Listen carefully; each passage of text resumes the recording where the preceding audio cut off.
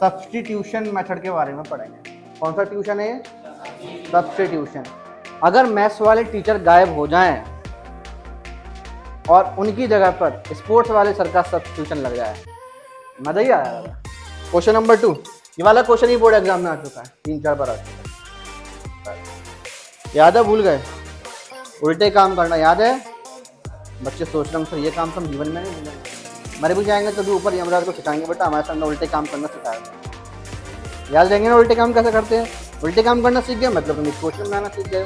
ठीक है, चलो अब भाई तुम्हारे सामने तो परोसी हुई थाली आई है, तुम्हें उठाकर बिल्कुल करना है, धप्पा करना अकेले। क्यों? क्योंकि तुम्हारे पास एक्स की वैल्यू तो है ना। शाबाश, बहुत अच्छा जवाब दिया इस महिला ने। सही है, तुम लोग ऐसे मतलब शकवरी निगाहों से देख रहे हो। सही बोला है उसने। तुम्हें तो मैंने बेटा रामबाण इलाज बताया, मैं तो बीमार होना ही नहीं। उल्टे काम करना है, इतना शानदार तरीका। क्वेश्चन से बेटा एक स्टोरी याद आती है, भिंड वाले बाबा। स्टोरी का टाइटल क्या है? भिंड वाले बाबा। एक और ऊपर छोटा सा स्टार दिखता ही नहीं किसी को, छोटा सा स्टार, और इसके बाद नीचे छोटे से स्टार में लिखा होता था TNC अप्लाई, और TNC और भी छोटे अक्षरों में लिखा रहता था, जिसको कोई आदमी बिना माइक्रोस्कोप के देख ही ना पाए। और तीसरे पर फिक्स चार्ज दोगे कि नहीं दोगे? दादाजी बोलते जी कैसा फिक्स चार्ज होता है। अगर दादाजी ने ये वाला क्वेश्चन किया होता तो दादाजी कितने रुपए देते उसको? लेकिन दादाजी बेचारे उस टाइम पर ये बुक भी प्रिंट नहीं हुई थी। तुम लोग क्या नशे में रहते हो? क्या बात है, होश ही नहीं है। यहाँ देखे जा रहा हूँ, माँ देखो, हाँ देख के बताओ। केंद्र विद्यालय, तू बता, चल तू बता, कितना साल का है तू अभी? 7 साल पहले कितने का होगा? 5 - 15 -10। ओहो, पिछले जन्म 10 साल पीछे की बात चल रही है इसकी। आज कौन सा चैप्टर स्टार्ट करना है? स्टार्ट करना है? चैप्टर तो ऑलरेडी स्टार्ट हो चुका है ना। क्या करना है? एक्सरसाइज 3.2 स्टार्ट करना है। एक्सरसाइज 3.2 में ध्यान रखना बेटा, एक्सरसाइज 3.2 की बात कर रहा हूँ। 3.2 में आज हम लोग सब्स्टिट्यूशन मेथड के बारे में पढ़ेंगे। कौन सा ट्यूशन है ये? सब्स्टिट्यूशन। सब्स्टिट्यूशन का मतलब समझाता हूँ कि सब्स्टिट्यूशन का मतलब होता क्या है। शायद आप लोगों ने सब्स्टिट्यूशन जो वर्ड है अपने स्कूल में सुना हो, शायद, मैं ये नहीं बोलूँगा कि सबने सुना ही होगा, क्योंकि कुछ स्कूलों में इसको सब्स्टिट्यूशन पीरियड के नाम से जाना जाता है, कुछ स्कूलों में इसको अरेंजमेंट बोला जाता है। आप लोगों की क्लास में ऐसा होता होगा कि जब कोई स्कूल में कोई टीचर गायब होता है तो उनकी जगह पर कोई दूसरे टीचर आते हैं कि नहीं आते हैं, उस पीरियड को सब्स्टिट्यूशन पीरियड बोला जाता है, और कुछ स्कूलों में उसको अरेंजमेंट ही बोलते हैं। तो उसमें होता क्या है सब्स्टिट्यूशन में? लेकिन एक बात और बता दो बेटा, क्योंकि मैंने खुद ने वो बच्चों वाले लेफ्ट जी है, अगर मैथ्स वाले टीचर गायब हो जाएं और उनकी जगह पर स्पोर्ट्स वाले सर का सब्स्टिट्यूशन लग जाए, मजा ही आया था। होता था कि नहीं होता था? मतलब बिल्कुल सही बात बोल रहा हूँ कि नहीं बोल रहा हूँ, है ना? तो उसमें होता क्या है, एक की जगह पर दूसरी चीज को लेकर आना, इज कॉल्ड सब्स्टिट्यूशन। वही सेम चीज बेटा हम इसमें यहाँ करने वाले हैं। हमारे पास हर क्वेश्चन में कितनी वेरिएबल है? 2 वेरिएबल रहती हैं, एस, कभी एक्स वाई, जैसे इस वाले क्वेश्चन में एस और टी है। तो हमें करना क्या होगा बेटा, इसमें किसी एक वेरिएबल की वैल्यू निकालकर उसको दूसरी वाली जगह पर पुट करना होगा। ये क्या क्वेश्चन करोगे तो बहुत अच्छे समझ में आएगा, बहुत अच्छे समझ में आएगा। करना स्टार्ट करते हैं बेटा। हम इसमें पहला वाला क्वेश्चन लेते हैं। बता बेटा, इन दोनों में से मैं सोच रहा हूँ सेकंड वाला पार्ट उठा लेते हैं। सेकंड वाला पार्ट ले लें। सेकंड वाले पार्ट में क्या लिखा हुआ है? s - t is equals to 3, ये पहली equation, s/3 plus t/2 is equals to 6, और ये कौन सी इक्वेशन हो गया? Second equation. बहुत ध्यान से सुनना कि सब्स्टिट्यूशन मेथड में मैं जैसे बता रहा हूँ सिर्फ वही रास्ता फॉलो करना, अलग अलग रास्ते मत जाना वरना कंफ्यूज हो गए। सबसे पहले first equation low from equation number 1। कौन सी इक्वेशन ली बेटा हमने यहाँ पर? First equation. इस इक्वेशन से किसी भी एक वेरिएबल की वैल्यू निकाल लो, किसी भी एक वेरिएबल की वैल्यू निकाल लो जो तुम्हारा मन करे। एस की निकालना है कि टी की निकालना है? चलो मैं एस की निकाल देता हूँ। तो बेटा -t वहां जाएगा, तो एस इज इक्वल्स टू कितना हो जाएगा? 3 + t। इसको मैंने कौन सी इक्वेशन बना के छोड़ दिया? ये मेरे पास कौन सी इक्वेशन है? Third equation. अब यहाँ देखो, थर्ड इक्वेशन में बेटा मेरे पास एस की वैल्यू निकल कर आ गई।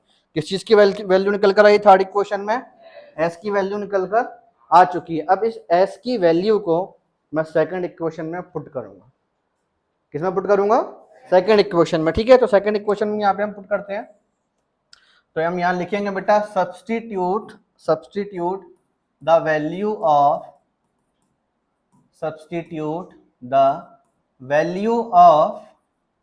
S in equation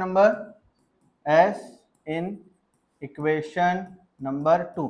तो बेटा therefore इक्वेशन नंबर 2 क्या लिखा हुआ था, S/3 plus T/2 is equals to में 6, यही लिखा है कि नहीं लिखा। और लेकिन बेटा हमारे पास S की वैल्यू कितनी है, 3 प्लस T, तो हम इधर S की जगह पर क्या रखने वाले हैं, S की जगह पर बेटा हम क्या रखेंगे 3 प्लस 2, तो हम इस वाले S को हटाते हैं पहले तो, और S की वैल्यू मैंने यहाँ पर रखी 3 प्लस T। बोलो कोई दिक्कत इसमें बेटा किसी को, एनी टाइप ऑफ समस्या, कोई दिक्कत नहीं है। 3 और 2 का एलसीएम निकालते हैं, 6 आ जाएगा, 2 का इससे मल्टीप्लाई करोगे 6 प्लस 2T, वेरी गुड। 3 का T से किया तो इज इक्वल्स टू में 6, अब ये वाला 6 इससे मल्टीप्लाई होगा, 6 6 जा 36, और यहाँ पर 6 प्लस 2T प्लस 3T कितना होगा 5T। ये वाला 6 इसको यहाँ से वहाँ लेके जाओ, जब इसको हम ऐसे लेके जाएंगे तो 5T is equals to 36 minus 6, और 5T इज इक्वल्स टू, अब बेटा ये वाला 5 भी डिवाइड में जाएगा 30/5, 5 1 जा 6, T की वैल्यू कितनी आ गई, T की वैल्यू बेटा कितनी आ गई, T की वैल्यू 6। जैसे ही हमारे पास किसी भी एक वेरिएबल की वैल्यू निकलेगी, वो वेरिएबल की जो वैल्यू निकल कर आए वो वेरिएबल अब खुला साण है, उसको आप किसी भी इक्वेशन में ले जाके पुट कर दो, चाहे इक्वेशन 1 में पुट करो, चाहे इक्वेशन 2 में पुट करो, चाहे इक्वेशन 3 में पुट करो। लेकिन मेरा अगर ओपिनियन मानोगे, मेरी सलाह यह है कि हमेशा थर्ड में पुट करना। हमेशा कहाँ पुट करोगे, थर्ड में। आपके पास जो पहली वेरिएबल की वैल्यू निकल कर आएगी उसको हमेशा थर्ड इक्वेशन पुट करना, तो इक्वेशन थोड़ा आसानी से सॉल्व हो जाती है। आंसर सबसे निकल कर आता है, आप चाहे फर्स्ट में पुट करो, चाहे सेकंड में पुट करो, चाहे थर्ड में पुट करो, आंसर इज ऑलवेज सेम। तो अभी हम फिलहाल थर्ड वाले में पुट कर रहे हैं, तो यहाँ लिखोगे बेटा फिर से put the value of S, wait, value of T आएगा ना, value of T in equation number third. तो बेटा इक्वेशन नंबर थर्ड कितना था, S is equals to 3 plus T कितना है, तो S की वैल्यू कितनी आ गई। जब बेटा हमारे पास किसी क्वेश्चन में एक से ज्यादा वैल्यू निकालनी होती है तो लास्ट में अपने आंसर को कैसे लिखते हैं, देयरफॉर डाल के, शाबाश। तो therefore S is equals to 9 and T is equals to 6, ये हमारे पास बेटा आंसर होगा। बोलो कोई दिक्कत, बोलो कोई दिक्कत, समझ में आया। एक बार फिर समझा दूं, दिल करता है पता नहीं, समझा दूं। चलो एक बार सब्स्टिट्यूशन को बेटा हम जीरो से फिर से स्टार्ट करते हैं। सब्स्टिट्यूशन मेथड में हम क्या करते हैं, किसी भी एक वेरिएबल की वैल्यू निकालेंगे और उसको दूसरी इक्वेशन में पुट करेंगे। अब जो तरीका बता रहा हूँ हर क्वेश्चन में वही तरीका लगाना। तरीका नंबर 1, स्टेप नंबर 1 की बात कर रहा हूँ। सबसे पहले फर्स्ट इक्वेशन लेना है, जो भी वेरिएबल मिलेगा उसको कहाँ पुट करोगे, सेकंड में। नहीं समझ में आया, फर्स्ट इक्वेशन लोगे, जो वेरिएबल की वैल्यू मिलेगी उसको हमेशा सेकंड में पुट करोगे, आपके पास आंसर निकल आएगा, एक वेरिएबल मिल जाएगा। जैसे T कितना मिल गया 6, समझ में आया, T कितना मिल गया 6, ठीक है। फिर उसको उठाकर हमने थर्ड इक्वेशन पुट किया तो बेटा हमारे पास सेकंड वाला वेरिएबल भी आ गया। सिंपल था कि नहीं था। अभी 10-15 मिनट में अभी हम एक आध क्वेश्चन और कर लेंगे ना, सबके चेहरे एकदम खिलखिला जाएंगे, अरे सर मजा आ गया, बड़ा सिंपल सा मेथड था ये वाला, बहुत सिंपल मेथड लगेगा ये वाला। अब आपके पास बेटा इसमें थर्ड, फोर्थ, फिफ्थ, सिक्स्थ, ये 4 इक्वेशन और हैं, ये सारी की सारी हमें कौन सा वाले मेथड से सॉल्व करनी है, सब्स्टिट्यूशन से। इनमें से बताओ बेटा मैं कौन सा मेथड करा दूं, कौन सा वाला क्वेश्चन करा दूं। फिफ्थ वाले बच्चों के लिए हाथ ऊपर करें, मेजोरिटी वाला क्वेश्चन कराऊंगा। फिफ्थ के लिए ओनली 1 2 3 4, इतने कम बच्चों के हाथ नीचे ऊपर हुए बस। और कौन सा दूसरा कौन सा ऑप्शन था तुम लोगों के पास, फोर्थ वाले क्वेश्चन के लिए कितने बच्चे हाथ ऊपर करेंगे। फिफ्थ वाला जीत गया भैया, क्योंकि बहुत सारे लोगों ने नोटा दबाया है, मतलब उन्होंने वोट दिया ही नहीं है किसी को। 2 और कौन से है, ये वाला भी कराना है क्या, कोई एक ही होगा, जल्दी डिसाइड करो, टाइम वेस्ट मत करो, कौन सा, फिफ्थ वाला करना है। चलो चलो बेटा मैं तुम्हें एक बात बता दूं, फिफ्थ वाले क्वेश्चन की एक खासियत सुनो। फिफ्थ वाला क्वेश्चन बोर्ड एग्जाम में आ चुका है 2 बार या 3 बार। फिफ्थ वाला जो क्वेश्चन है वो बोर्ड एग्जाम में 2 बार या 3 बार आया है, बिल्कुल सेम आया है, इसमें कोई चेंज नहीं था, एज इट इज सेम, जैसा लिखा हुआ है वैसे ही आया था, ठीक है। तो अपन फिफ्थ वाला पार्ट लेते हैं, √2x + √3y = 0, ये कौन सी इक्वेशन है, first equation under root 3x minus under root 8y is equals to 0। ये कौन सी इक्वेशन है? दो इक्वेशन आ गई कि नहीं आ गई? स्टेप नंबर 1 सर ने क्या बताई थी? हमेशा फर्स्ट इक्वेशन लेंगे, हमेशा बेटा फर्स्ट इक्वेशन लेंगे। तो मैंने यहाँ बोला from equation number 1, equation number 1 लोगे तो under root 2x plus under root 3y is equals to में, फिर सर ने क्या बोला था? किसी भी एक वेरिएबल की वैल्यू निकालो। तो किसी भी एक वेरिएबल की वैल्यू निकालोगे तो कैसे करोगे? अंडर रूट 2x, ये बेटा यहाँ चले जाएगा तो माइनस अंडर रूट 3y। अब ये वाला रूट 2 वहां जाएगा, minus under root 3 under root 2y। और ये कौन सी इक्वेशन हो गई? Third equation. Any type of समस्या किसी को? कोई दिक्कत नहीं यहाँ तक, ठीक है। चलो अपन आगे चलते हैं। अब x की वैल्यू को हम सब्स्टिट्यूट करेंगे, जिससे पूछूंगा सिर्फ वो बताएगा। तुम बताओ, हाँ दुबली पतली लड़की तुम ही बताओ, खड़े हो जाओ। x की वैल्यू बताओ कहाँ पुट करें? सोच लो, गोली मार दूंगा गलत बोली। बैठ जाओ, सही बोले नहीं है? बिल्कुल सही है। x की वैल्यू को कहाँ सब्स्टिट्यूट करेंगे? Substitute the value of, substitute the value of x in equation number second. तो बेटा हमारे पास यहाँ पर सेकेंड इक्वेशन क्या है? Under root 3x minus under root 8y is equals to में 0। और हमें x की वैल्यू पुट करना है ना, और x की वैल्यू क्या पुट करना है? ये minus under root 3 upon under root 2 y. Writing थोड़ी सी गंदी सी आ रही है, लेकिन समझ में आ रहा है ना? राइटिंग मत जाओ, भावना पर जाओ। समझ में आ रही है कि नहीं आ रही? बस बात खत्म। अंडर रूट 3 का अंडर रूट 3 से मल्टीप्लाई करोगे, under root 2 minus under root 8 y is equals to में 0।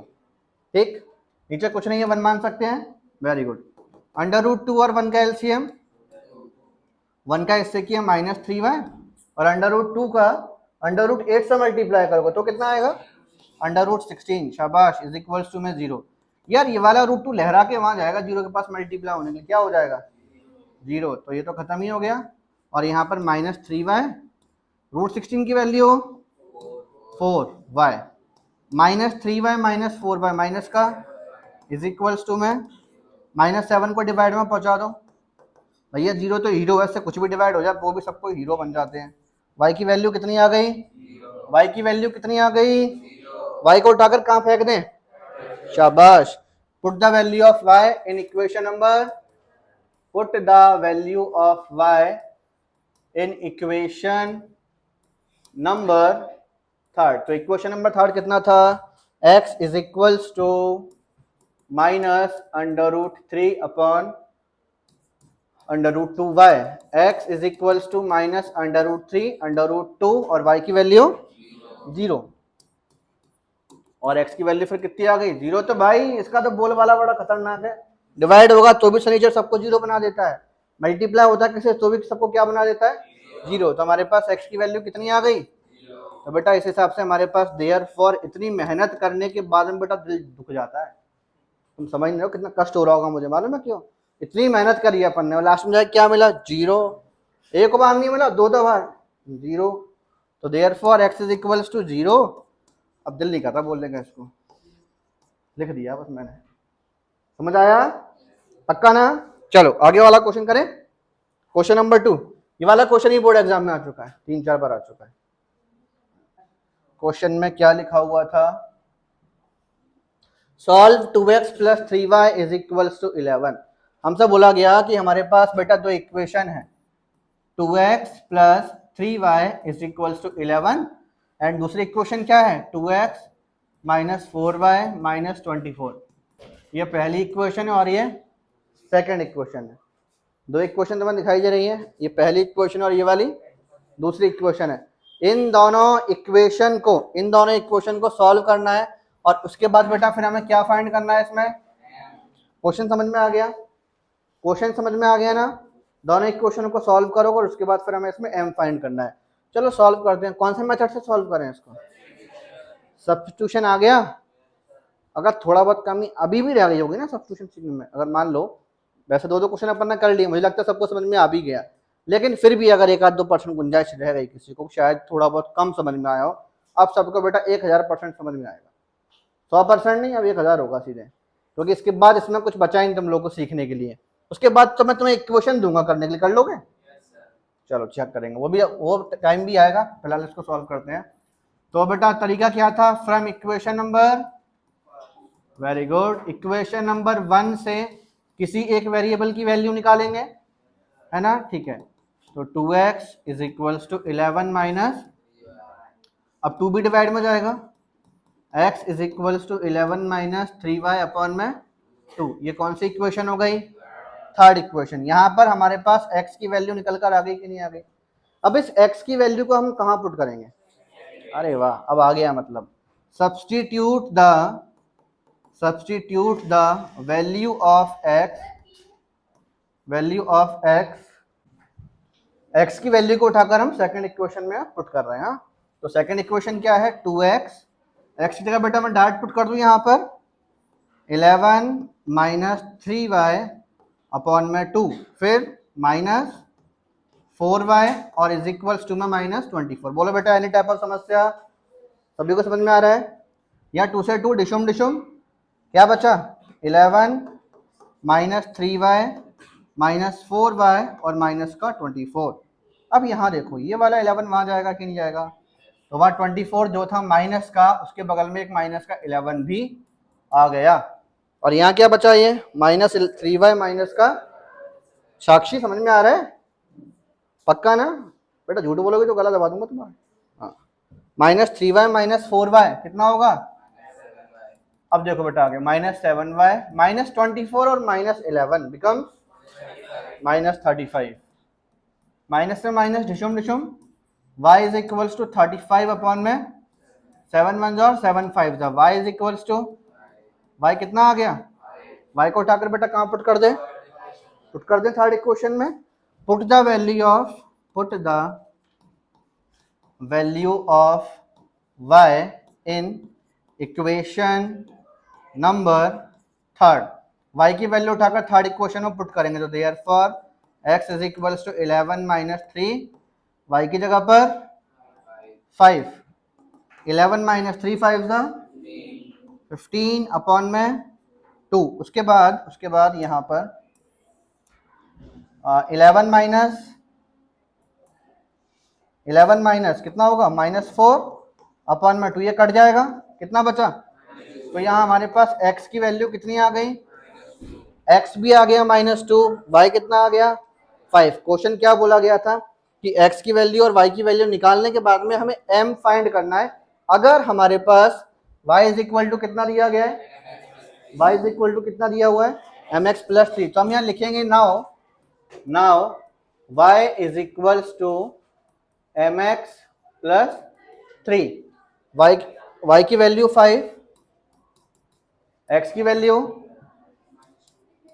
Plus 3, 5 is equal to m का बेटा -2 से मल्टीप्लाई करो, ऐसे होगा कि नहीं होगा? ये वाला 3 यहां आ जाएगा, 5 माइनस 3,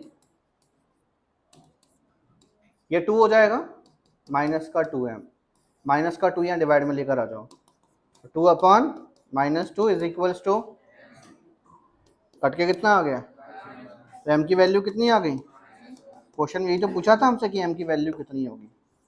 समझ में आ गया सभी को? पक्का समझ में आ गया? सिंपल क्वेश्चन था ना? ठीक है, अब आगे चलते हैं क्वेश्चन नंबर 3। क्वेश्चन नंबर 3 की बेटा पहले हेडिंग रीड करो एक बार। हेडिंग क्या लिखी है क्वेश्चन नंबर 3 की?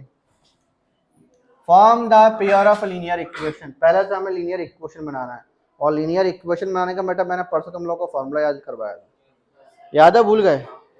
उल्टे काम करना याद है? बच्चे सोच रहे हैं सर ये काम तो हम जीवन में नहीं भूलेंगे, मरे भी जाएंगे तो भी ऊपर यमराज को सिखाएंगे बेटा हमारे सर ने उल्टे काम करना सिखाया था। याद रहेंगे ना उल्टे काम कैसे करते हैं?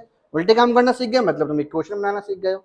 ठीक है, चलो अब क्वेश्चन की तरफ आगे बढ़ते हैं। क्वेश्चन में क्या लिखा हुआ था बेटा? इसमें क्वेश्चन में अब सुनो बेटा, अब मैं सिर्फ इक्वेशन बनवा के छोड़ दूंगा, इक्वेशन बनवा दूंगा, इक्वेशन को आप सॉल्व कर लेना। अब आपको इक्वेशन सॉल्व करने के दो मेथड आते हैं, एक नहीं बेटा, आप तो बहुत पैसे वाले हो, दो मेथड है तुम्हारे पास, एक ग्राफिकल मेथड तो दूसरा सब्स्टिट्यूशन मेथड। ग्राफिकल मेथड थोड़ा सा बोरिंग वाला हो जाता है क्योंकि उसमें टाइम बहुत लगता है। ग्राफ पेपर लेकर आओ, नहीं है तो पड़ोसी से भीख मांगो, भाई प्लीज भगवान के नाम पर दे दिया यार एक पेज, और सब्स्टिट्यूशन में तो ग्राफ म्राफ लगता नहीं, पेन लगता है। पेन तो अपन बगल से चोरी कर ही लेते हैं तो पेन की भी दिक्कत नहीं है, रजिस्टर तो खैर मिल ही जाता है ना। तो अपन आगे सॉल्व करते हैं इसको। अब क्या लिखा है इस क्वेश्चन में, the difference between two numbers is 26। हमारे पास कोई दो नंबर हैं, इनका डिफरेंस कितना है, डिफरेंस कितना है। अच्छा, डिफरेंस मतलब क्या होता है डोरेमोन, क्या होता है, डिफरेंस मतलब क्या होता है, माइनस। हमने यह मान लिया let two numbers be x and y. मैंने मान लिया बेटा मेरे पास दो नंबर कौन कौन से हैं, एक एक्स है तो दूसरा नंबर वाई है। अब दोनों नंबर अकॉर्डिंग टू क्वेश्चन इनका डिफरेंस हमारे पास कितना है, x minus y is equals to में 26। ये बेटा पहली इक्वेशन हो गई, अरे हो गई ना, ठीक है। And one number is three times the other, बहुत ध्यान से रीड करो, one number is three times the other. इस चीज से क्या समझ में आया, इस चीज से क्या समझ में आया कि एक नंबर जो है जैसे मान लो पहला नंबर x है, वो दूसरे वाले का 3 गुना है, दिस इज 3 टाइम्स। एक क्वेश्चन बनाने के क्या करोगे, उल्टे काम। भैया ये 3 टाइम है तो हम 3 टाइम्स किसको करेंगे, शाबाश, किसको करेंगे, पड़ोसी को। अभी हमारे पास सेकंड इक्वेशन बन चुकी है, इसको सॉल्व कर सकते हो सब्स्टिट्यूशन मेथड से। एक बात बोलूं, ये पिछले इक्वेशंस के मामले में देखा जाए और इसको देखा जाए, कंपेयर करोगे दोनों को तो ये सिंपल है। सोचो क्यों सिंपल है भाई, तुम्हारे सामने तो परोसी हुई थाली आई है, तुम्हें उठाकर उसको समझ में आ गया, धप्पा करना अकेले, क्यों, क्योंकि तुम्हारे पास एक्स की वैल्यू तो है ना, नहीं है, इसको उठा के कहाँ फेंक दोगे, यदि फर्स्ट इक्वेशन फेंक दोगे वाई मिल जाएगा, फिर वाई को कहाँ फेंकोगे, खत्म आंसर, कर लोगे। तो दो नंबर इसके, एक 13 आएगा, एक 26 आएगा, एक 13 आएगा और दूसरा 39 आएगा, ठीक है, समझ में आ गया। चेक करके देखिए 39 और 13 का डिफरेंस कितना है, 26। पहली कंडीशन फुलफिल हो गई, एक नंबर दूसरे वाले का 3 गुना है, 13 का 3 से मल्टीप्लाई करो, दूसरी कंडीशन फुलफिल हो गई, आंसर आ गया। सॉल्व कर लेना इसको, तो यही आंसर आएगा इसका, ठीक है। अब इसके बाद वाला क्वेश्चन करते हैं, समझ तो आ रहा है ना, ऐसा तो नहीं है मेरे द्वारा किया हुआ सवाल कवरेज क्षेत्र से बाहर है, सबके नेटवर्क पूरे पूरे मिल रहे हैं ना। हाँ, बारिश हो रही है ना आजकल, तो थोड़ा सा बारिश में नेटवर्क चले जाते हैं। क्वेश्चन नंबर सेकंड वाले पार्ट पर आ जाओ बेटा, इसके सेकंड वाला पार्ट,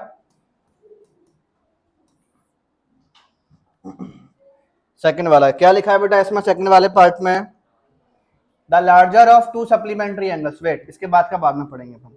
यहाँ पर जो टर्म लिखा है ना सप्लीमेंट्री एंगल्स, पहले हम इस पर डिस्कस करते हैं कि आखिरकार सप्लीमेंट्री एंगल्स होता क्या है। सप्लीमेंट्री एंगल्स पता है क्या होता है, हाँ नियति तुम बताओ, शाबाश, बहुत अच्छा जवाब दिया इस महिला ने, सही है, तुम लोग ऐसे मतलब शकवरी निगाहों से देख रहे हो, सही बोला है उसने। हमने मान लिया बेटा let two supplementary angles, let two supplementary angles be x degree and y degree. मैंने मान लिया कि मेरे पास दो सप्लीमेंट्री एंगल्स कौन कौन से हैं, एक एक्स डिग्री है, दूसरा वाई डिग्री है। तो अकॉर्डिंग टू क्वेश्चन, देखो बेटा ध्यान से, क्योंकि दीज आर सप्लीमेंट्री एंगल्स ना, क्योंकि ये सप्लीमेंट्री है, तो इसका मतलब क्या हुआ, इनका जो सम होगा वो हमारे पास 180 होगा, होगा कि नहीं होगा। ये कौन सी इक्वेशन हो गई, फर्स्ट इक्वेशन। उसके बाद अब क्वेश्चन को एक बार ध्यान से पढ़ेंगे हम, अभी हमने पढ़ा नहीं था, बस सप्लीमेंट्री को ढूंढ डाल के ही छाप दिया। अब इसमें बेटा सुनो, अगर बोला गया है कि दो एंगलों को प्लस करने पर 180 आ रहा है, तो इसमें कोई ऐसा कंफर्मेशन तो है नहीं है कि दोनों का सम 19, दोनों 90 के होंगे, क्योंकि बच्चों के दिमाग में ये चीज आती है कि अरे दो का सम 180, इसका मतलब अरे वाह 90 और 90, ऐसा नहीं होता। हो सकता है कोई एक 100 हो तो दूसरा 80 हो, ये भी हो सकता है कोई एक 70 और दूसरा 110 हो, पॉसिबिलिटीज बता रहा हूं मैं तुम लोगों को।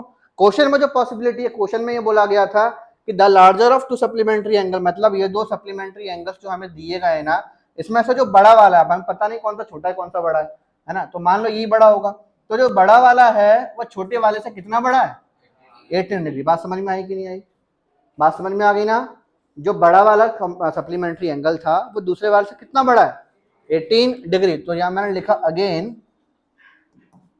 मैंने बोला कि बेटा मेरे पास x जो है y से 18 बड़ा है, तो इक्वेशन बनाने के लिए आप किसको बड़ा करोगे, y को बड़ा करोगे, कितना बड़ा कर दिया। अब बताओ क्या करोगे इसके बाद, y को उठा के कहाँ फेंक दो, x को उठा के इधर पुट कर दोगे, कर लोगे ना सॉल्व इसको। तो इसके बाद अपन बात क्या डाल दें, इसका मतलब क्या होता है। ओ वाह, अंग्रेजी जानते हो तुम लोग। हाँ जी, कौन सी वाली लाइन से बेटा, ये 18 बड़ा है y से, तो बैलेंस करने के लिए क्या करोगे।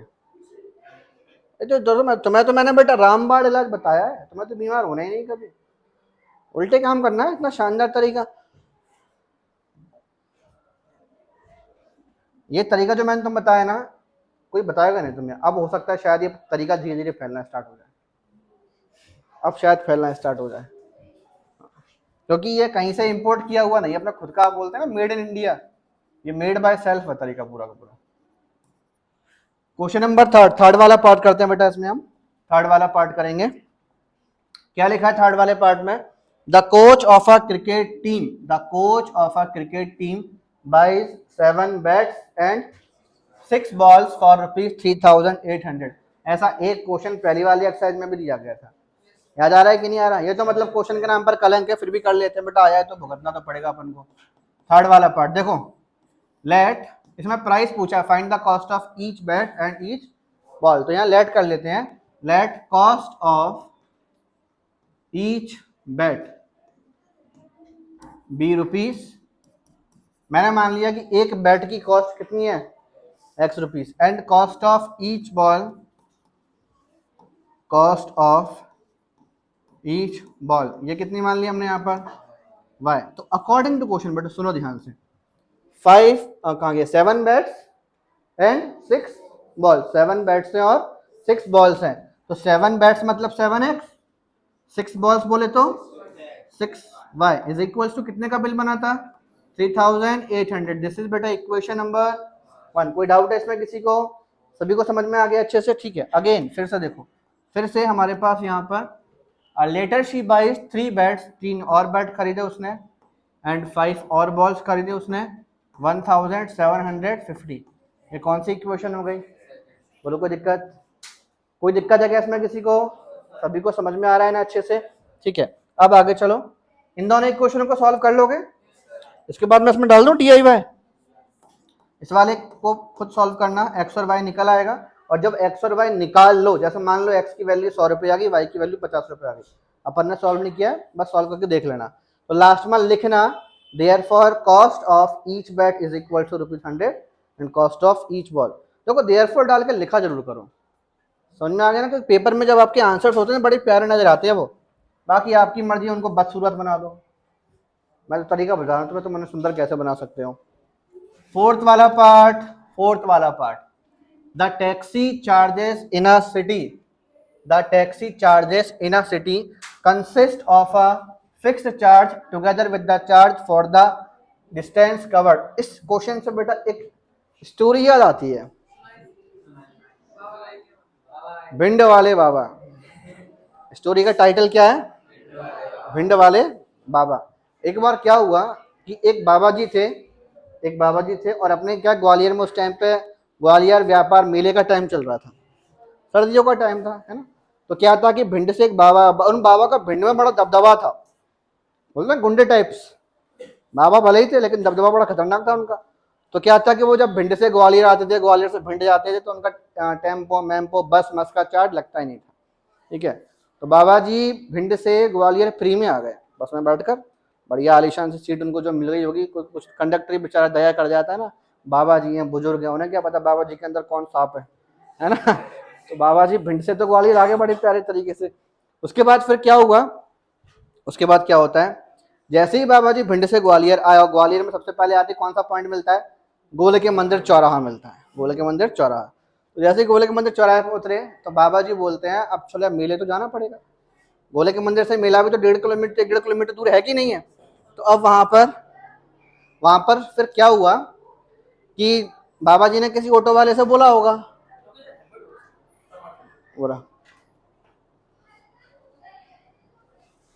पूरा कंसंट्रेशन खराब हो जाता है।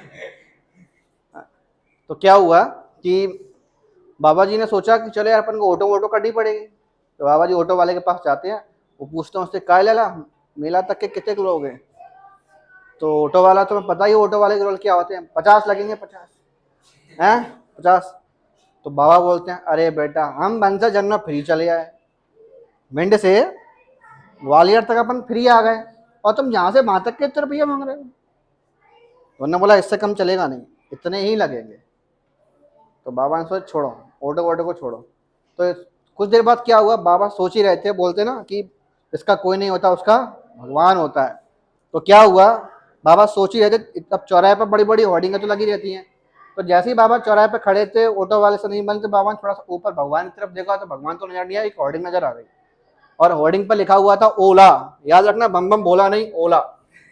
सोचो भगवान का नाम लिखा है, ओला। ओला सभी को पता है, आजकल वो रैपिडो और उबर वगैरह चल रही, कि चल रही है। तो जिस टाइम की स्टोरी, उस टाइम पर ओला बड़ा ट्रेंड में था।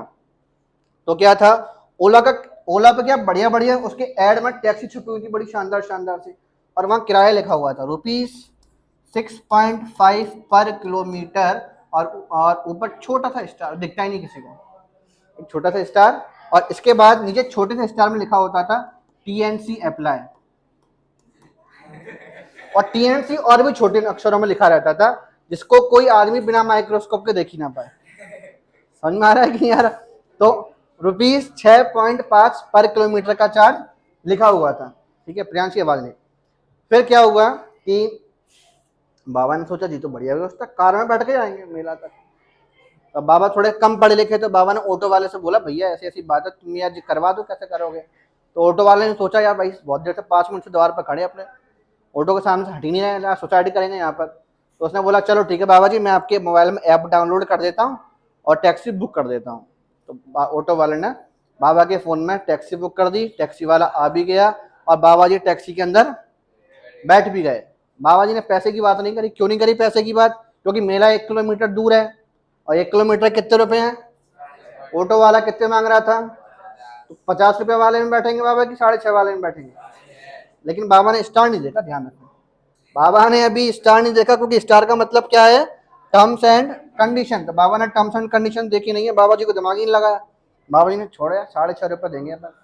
बाबा जी जैसे टैक्सी में बैठे हैं, तो ऑटो वाला, वो टैक्सी वाला पूछता होगा, दादाजी चले? दादाजी बोलते, रुक लला, पहले AC चालू कर। बाबा जी को देखो, बाबा जी सुविधाएं सारी मांग रहे हैं, 6.5 रुपये देंगे और सुविधाएं सारी मांग रहे हैं। तो बाबा जी बोलते हैं, नहीं नहीं AC चालू कर। तो टैक्सी वाला AC चालू कर देता है, ठीक है बाबा जी। बाबा जी बोलते हैं, अरे नहीं ला, और तेज कर, और तेज कर इसको, टैक्सी को शिमला बना दो, हैं, इतनी तेज AC कर दे। तो भाई AC जितना तेज हो सकता था उसने कर दिया, कार ठंडी भी हो गई। बाबा बोलते हैं, तो टैक्सी वाला बोलता है, दादाजी अब चलें? चलो। जैसे उसने गाड़ी आगे बढ़ी, रुक रुक रुक, गाने चालू कर। बाबा जी टैक्सी वाले से क्या बोलते हैं? गाने चालू कर। अब भाई ग्राहक भगवान होता है, सुना है कि नहीं सुना है ना? तो भाई टैक्सी वाले के लिए तो बाबा जी भगवान थे, साक्षात विष्णु भगवान का अवतार बूढ़े बाबा, है ना? तो भाई वो तो आदर सत्कार कर रहे थे बाबा जी का। तो अब टैक्सी वाले ने गाना चालू किया, टैक्सी वाला गाड़ी आगे बढ़ाता, बाबा जी बोलते, ओ रुक, हमारे जमाने के गाने लगाओ।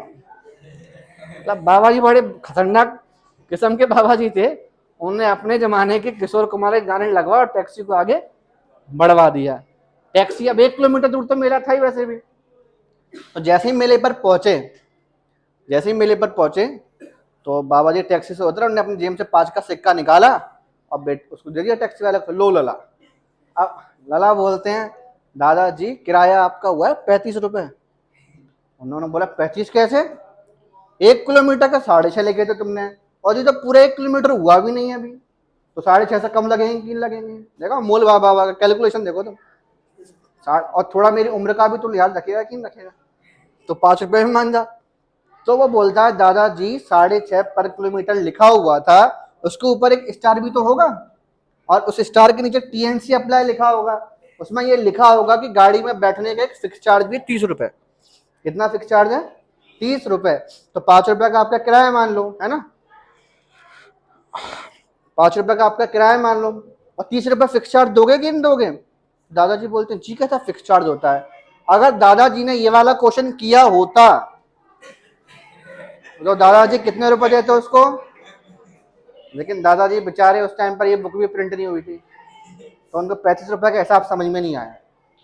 तो तुम लोगों को समझ में आ गया 35 रुपए कैसे लगे होंगे? वो 30 रुपए बैठने के थे और 5 रुपए 1 किलोमीटर का डिस्टेंस, जो भी एक एवरेज निकाला होगा उसने। समझ में आ गया कि नहीं आ गया?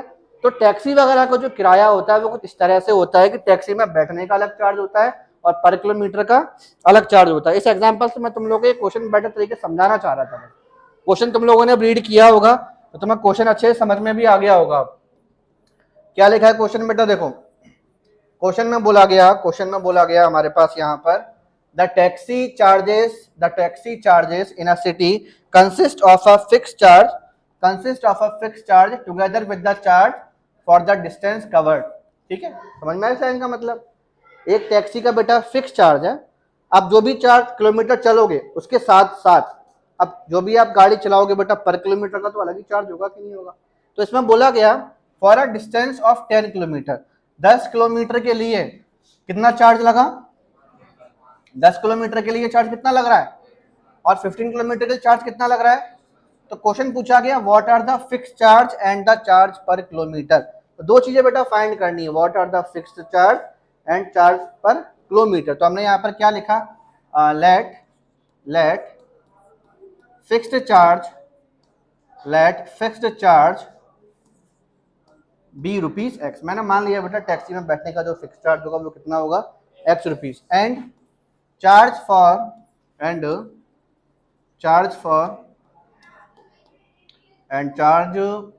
कहाँ गया वो क्वेश्चन आगे? Together with the charge for the distance cover. ठीक है, एंड चार्ज फॉर पर किलोमीटर बी रुपीज वाई। हमने पर किलोमीटर का चार्ज कितना मान लिया फ्री यहाँ पर? Y rupees. ठीक है, तो बेटा अब यहाँ पर अगर मैं इक्वेशन बनाऊंगा तो अकॉर्डिंग टू क्वेश्चन ध्यान से देखना इक्वेशन बनेगी क्या। 10 किलोमीटर का चार्ज कितना था? 105, मतलब एक्स तो बैठने का ही हो गया ना, प्लस 10 किलोमीटर का कितना होगा? जब पर किलोमीटर का वाई लग रहा है तो 10 किलोमीटर का कितना लगेगा? 10 किलोमीटर कितना लगेगा? तो x plus 10y is equals to 105। This is equation number 1। वैसे ही चार्ज फॉर 15 किलोमीटर ये कितना लगेगा? x plus is equals to 155। ये कौन सी इक्वेशन आ गई? सेकंड इक्वेशन है। उसके बाद बेटा आप इन दोनों इक्वेशन को सॉल्व कर सकते हो, खुद से सॉल्व कर लोगे इस इक्वेशन को। जब इन इक्वेशन को बेटा आप सॉल्व करोगे तो आपको x की वैल्यू 5 मिलेगी एंड y की वैल्यू 10 मिलेगी। कितनी मिल जाएगी? x की वैल्यू 5 एंड y की वैल्यू 10। तो बेटा इस हिसाब से आपके पास देयरफॉर फिक्स्ड चार्ज कितना आ गया? Fixed charge ₹5 and charge for पर किलोमीटर ₹10। कोई दिक्कत तो नहीं है? आप सोच तो रहे होगे सर आपने एक्स और वाई की वैल्यू इसी क्वेश्चन में क्यों लिखवाई, अभी तक और किसी क्वेश्चन में तो लिखवाई नहीं है। तो एक सिंपल सा लॉजिक था, क्योंकि बेटा क्वेश्चन अभी आगे और भी करना था और वह आप आगे तभी कर पाते जब आपको एक्स और वाई की वैल्यू पता होता, तो इसलिए मैंने एक्स और वाई की वैल्यू आपको बता दी है। आगे क्या लिखा है बेटा इसमें? How much does a person have to pay. एक आदमी वो कितना पे करेगा अगर वो कितना डिस्टेंस कवर कर रहा है? 25 किलोमीटर। तो बेटा अब यहाँ लिखेंगे हम देयरफॉर चार्ज फॉर 25 किलोमीटर, 25 लिखा हुआ है, चार्ज फॉर 25 किलोमीटर। तो बेटा सुनो 5 रुपए तो बैठने के है ना, देखो तो फिक्स चार्ज है। और 25 किलोमीटर कितना दोगे? मल्टीप्लाई करोगे 10 से, तो 5 प्लस 250 और रुपीज 255। ये आंसर। बोलो कोई दिक्कत है क्या? पक्का समझ में आ गया अच्छे से? कोई डाउट हो तो पूछ लो एक बार अच्छे से। क्लियर? आगे बढ़े। अगला question number fifth part.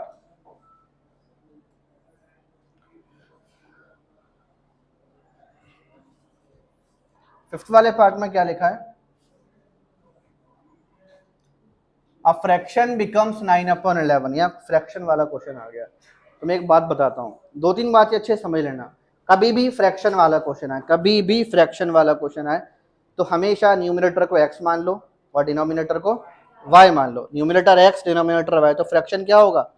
x/y। ये फ्रैक्शन वाले क्वेश्चन ये मैंने तुम्हें समझाया। अगर कभी भी एज वाला क्वेश्चन आता है, कौन सा क्वेश्चन, एज वाला क्वेश्चन आता है, तो एज वाले क्वेश्चन में हमेशा ध्यान रखना प्रेजेंट एज लेट की जाती है। कौन सी एज लेट की जाती है, प्रेजेंट एज। अभी ये एज वाला क्वेश्चन नहीं, ये फ्रैक्शन वाला है, तो पहले इसको हम इसको उड़ाते हैं, उसके बाद एज वाला क्वेश्चन भी आने वाला है। लेट न्यूमरेटर बी, न्यूमरेटर कितना मान लिया, x, एंड डिनोमिनेटर बी,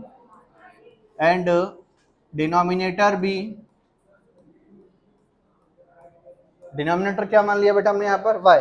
तो अकॉर्डिंग तो देयरफॉर फ्रैक्शन क्या होगा, फ्रैक्शन ये x अपॉन वाई होगा कि नहीं होगा, फ्रैक्शन x अपॉन वाई हो जाएगा। ठीक है, अब अकॉर्डिंग टू क्वेश्चन हमसे बोला गया था बेटा अ फ्रैक्शन बिकम्स 9/11। मेरा जो x अपॉन वाई फ्रैक्शन है ये 9/11 हो जाएगा, फ्रैक्शन 9/11 हो जाएगा कब, if 2 is added to both the numerator and the, जब बेटा मैं इस फ्रैक्शन के न्यूमरेटर में और डिनोमिनेटर में दोनों में क्या ऐड कर दूं, 2 और 2। समझ में आया कि नहीं आया, ठीक है। अब आगे देखो, क्रॉस मल्टीप्लाई करोगे इसका इधर और इसका इधर, 11 का इससे करोगे x प्लस 2 और y प्लस 2 का 9 से करोगे y प्लस 2 का। तो अब आगे देखो, 11 का x से किया 11x, 11 का 2 से किया 22, 9y और प्लस 18, 11x, 9y यहाँ हो जाएगा, माइनस का 9y हो गया, 18 minus 22, 11x minus 9y is equals to में 18 माइनस 22 कितना होगा, -4। और ये हमारे पास फर्स्ट इक्वेशन आ गई। बोलो कोई प्रॉब्लम है क्या, किसी को, कोई दिक्कत नहीं है ना। अब आगे देखो, आगे सेकंड वाली लाइन रीड करो, if 3 is added to both the numerator and the denominator. मुझसे बोला गया मेरा ये जो फ्रैक्शन था x अपॉन वाई, अगर मैं इसके न्यूमरेटर और डिनोमिनेटर में 3 और 3 ऐड कर दूं, तो मेरा जो फ्रैक्शन है वो क्या हो जाएगा, फ्रैक्शन 5/6, ये 5/6। अब इसको सॉल्व करते हैं, इसको इससे मल्टीप्लाई, इसका इससे, 6 का इससे करोगे x प्लस 3, 5 का मल्टीप्लाई करोगे तो y प्लस 3, 6 का x से किया 6x और 6 3 जा 18, 5y प्लस 15, 6x 5y यहाँ आ जाएगा, 18 यहाँ आ जाएगा, 15 माइनस 6x माइनस 5y और ये माइनस का 3। ये कौन सी इक्वेशन आ गई, दोनों इक्वेशनों को सॉल्व कर लोगे सब्स्टिट्यूशन मेथड से, तो इसके बाद में अपन dy डाल दें, x और y की जो भी वैल्यू आएगी उसको आप कहाँ पुट कर दोगे, यहाँ पुट कर दोगे तो आपको फ्रैक्शन मिल जाएगा। और हमसे इस क्वेश्चन में फ्रैक्शन ही पूछा गया था, ठीक है, कर लोगे ना क्वेश्चन। चलो इसके बाद लास्ट क्वेश्चन है ये इस एक्सरसाइज का लास्ट क्वेश्चन है। क्या लिखा है बेटा, इस क्वेश्चन को ध्यान से रीड कर लो। 5 years hence द एज, ओए रुको, एज वाला क्वेश्चन आ गया, और एज वाले क्वेश्चन को कैसे सॉल्व करोगे, क्या लेट करोगे, प्रेजेंट एज लेट करोगे। किसकी प्रेजेंट एज लेट करोगे, शाहरुख खान की और गौरी खान की। अबे जो क्वेश्चन में लिखा होगा उसी की जो एज लेट करोगे। तो हमारे पास यहाँ क्या लिखा हुआ है, जैकोब और उनकी औलाद। अरे गलत बोला क्या मैं यार, औलाद मतलब उसका लड़का है। तो यहाँ पर अपन लेट करने वाले हैं, let present age of Jacob be x year. मैंने मान लिया बेटा जैकोब की प्रेजेंट एज कितनी है, x year, and present age of his son be. ठीक है ना, हमारे पास हमने दोनों की एज लेट कर ली, यहाँ पर जैकोब की एज x और सन की एज y है। यहाँ लिखा हुआ है क्वेश्चन में बेटा 5 years hence, इसका मतलब समझ लो अभी से 5 वर्ष, मतलब फ्यूचर की बात चल रही है ना, अभी से 5 वर्ष। तो मैंने यहाँ लिखा बेटा 5 years hence। बहुत ध्यान से सुनना बेटा, बहुत ध्यान से सुनना इस चीज को। जैकोब अभी कितने साल का है, बोलो एक्स का है। अभी जैकोब भैया अपने एक्स साल के हैं, तो 5 साल बाद कितने के होंगे? X plus 5। तो 5 साल बाद Jacob's age x plus 5 years and son's age ये कितना होगा? y plus 5 years according to question सुनो ध्यान से क्या होगा। 5 years एंड 5 साल बाद Jacob will be 3 times. Jacob की एज कितनी हो जाएगी? 3 टाइम्स। और हम इक्वेशन बना रहे हैं, और इक्वेशन बनाते वक्त हम क्या करते हैं? क्वेश्चन में बोला है 5 साल बाद जैकोब की एज 3 गुना हो जाएगी। तो जब बेटा मैं इक्वेशन बनाऊंगा उस टाइम पर मैं 3 गुना एज किसकी करूंगा? क्लियर है कि नहीं है? मतलब बड़ा सिंपल सा फंडा है ना, ठीक है। तो अकॉर्डिंग टू क्वेश्चन जैकोब की एज बेटा अभी देखो 5 साल बाद x प्लस 5 है, क्योंकि इक्वेशन बना रहे तो उल्टे काम करना पड़ेगा। सन की एज में 3 का मल्टीप्लाई कर दो। ये सभी को समझ में आ गई वाली लाइन? सभी को समझ में आ गया अच्छे से? क्लियर? समझ में आ गया? ठीक है। अब आगे देखो x प्लस 5, 3 का y से किया 3y और 3 5 जा 15। इसको यहाँ लेकर आ जाओ, 5 को वहाँ ले जाओ। तो x minus 3y is equals to 15 minus 5। x minus 3y is equals to 15 minus 5 कितना होगा? 10। और ये हमारे पास कौन सी इक्वेशन आ गई? बोलो एनी टाइप ऑफ समस्या? एनी टाइप ऑफ समस्या किसी को? Okay okay. आगे देखो आगे क्या लिखा है। आगे बेटा इसमें ये बोला गया हमसे, इसमें जैकोब्स एज वाज 7 टाइम्स। ये बोला गया 5 years एगो, 5 साल पहले जैकोब की एज 7 टाइम्स होगी। 5 साल पहले जैकोब की एज 7 टाइम्स होगी। तो बेटा 5 साल पहले वाली एज लिख तो लो, पहले 5 साल पहले एज होगी क्या? तो मैंने बोला 5 years एगो, 5 साल पहले, 5 साल पहले जैकोब्स की एज, जैकोब्स एज कितना होगा बेटा? अभी जिससे पूछूंगा सिर्फ वो बोलने वाला है। जैकोब की एज अभी कितनी है? अरे बोलो ना, बोर्ड पे लिखा। तो तुम लोग क्या नशे में रहते हो? क्या बात है, होश ही नहीं है? यहाँ देखे जा रहा हूँ, मतलब वहां देखो, वहां देख के बताओ। केंद्रीय विद्यालय, तू बता, चल तू बता। जैकोब की एज अभी कितनी है? 5 साल पहले कितने का होगा? शाबाश, क्या बोला वो सुना? 5 माइनस एक्स। खड़े हो जाओ, खड़े हो जाओ। अब तेरे ऊपर अप्लाई करके दिखाता हूँ। अभी तेरी एज कितनी है? नहीं नहीं, रुको रुको रुको, वेट वेट वेट वेट, अभी रुको। इसने बोला था, मैंने पूछा जैकोब की एज अभी एक्स है, तो 5 साल पहले इसने बोला है कि 5 माइनस एक्स होगी। बेटा तेरी अभी एज कितनी है? 50 साल? 15 वो स्पेलिंग मेरी मिस्टेक हो गई थोड़ा सा, है ना। तो 15 साल का है तू अभी।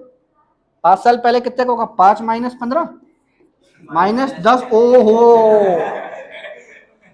पिछले जन्म 10 साल पीछे की बात चल रही है इसकी। बैठ जाओ, शर्माने की बात नहीं है।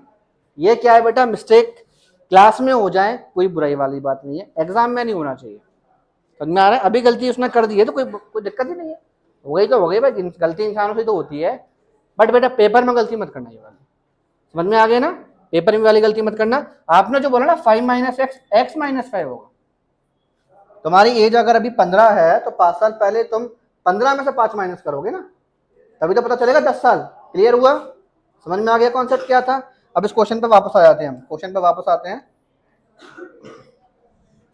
तो जैकोब की बेटा प्रेजेंट एज अगर अभी x है तो 5 साल पहले वो x माइनस 5 ईयर्स का होगा, x माइनस 5 ईयर्स। और son's age y minus 5 years according to question. अब ये बोला गया 5 साल पहले जैकोब की एज 7 टाइम है। जैकोब की एज, तो 5 साल पहले जैकोब की एज क्या थी? x minus 5। सन की एज बेटा ये 7 टाइम है, तो इक्वेशन बनाने के लिए क्या करोगे? शाबाश, 7 का मल्टीप्लाई इससे, तो x माइनस 5। मुझे लगता है कि तुम अब इक्वेशन बनाना बहुत से सीख गए होगे। अब एक काम करना, स्कूल में अपने अगल बगल वाले बच्चों को देख रहे हैं एक बार, जब उनको ऐसे इक्वेशन बनाने वाले क्वेश्चन मिलते होंगे ना तो उनके 12 बज जाते होंगे।